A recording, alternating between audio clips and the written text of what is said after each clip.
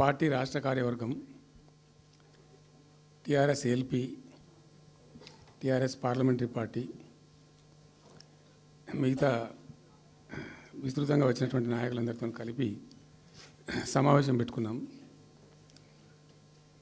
ప్రధాన కారణం, the main agenda of the meeting was Palamuru Rangareddy ఎత్తిపోతల పథకంలో ఈ రాష్ట్ర ప్రభుత్వం మరియు కేంద్ర ప్రభుత్వం కలిసి తెలంగాణకు చేస్తున్నటువంటి ద్రోహం, తెలంగాణకు తలపెట్టినటువంటి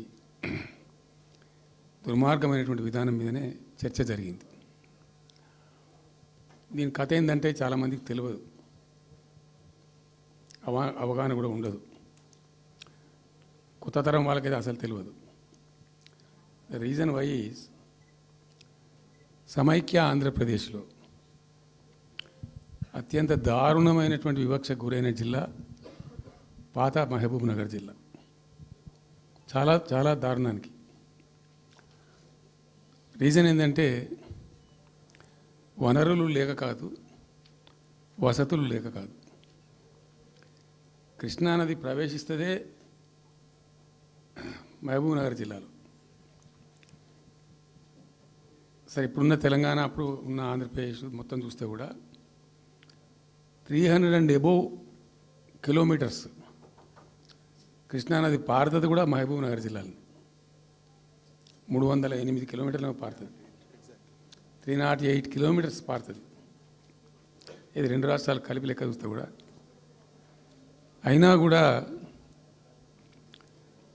50 ఏళ్ళు అప్పటికి 50 ఏళ్ళు పరిపాలించినటువంటి కాంగ్రెస్ పార్టీ కానీ, ఆ తదనంతరం సుమారు దగ్గర ఒక 20 ఏళ్ళు పరిపాలించిన తెలుగుదేశం పార్టీ కానీ, పాలమూరుకు చాలా దారుణమైనటువంటి తిరిగి కోలుకోలేనటువంటి దెబ్బ కొట్టిన పార్టీలు ఈ రెండు పార్టీల ప్రభుత్వాలు.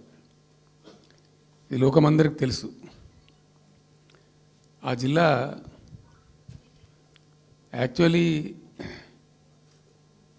అప్పర్ కృష్ణా ప్రాజెక్టు, భీమా ప్రాజెక్టు,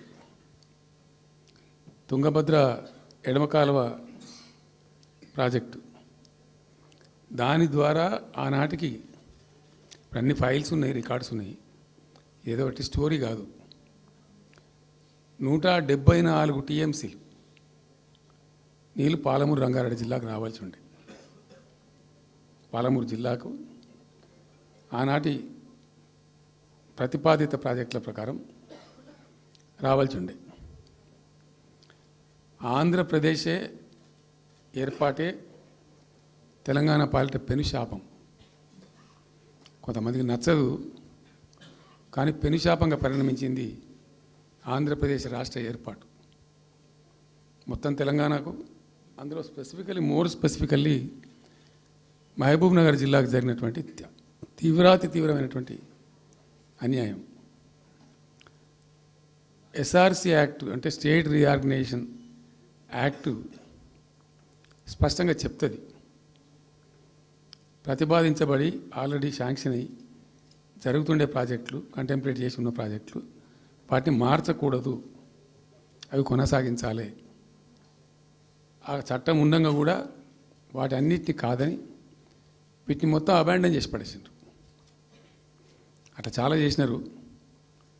అక్కడ గోదావరి మీద చూసుకుంటే దేవునూరు ప్రాజెక్టు కావచ్చు, ఇచ్చంపల్లి కావచ్చు, రకరకాల ప్రాజెక్టులను అబాండన్ చేసినారు.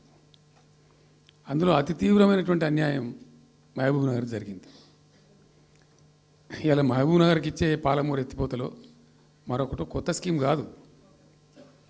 గతంలోనే 174 టీఎంసీలకు ప్రాజెక్టులు రూపకల్పన జరిగి అంత అయింది.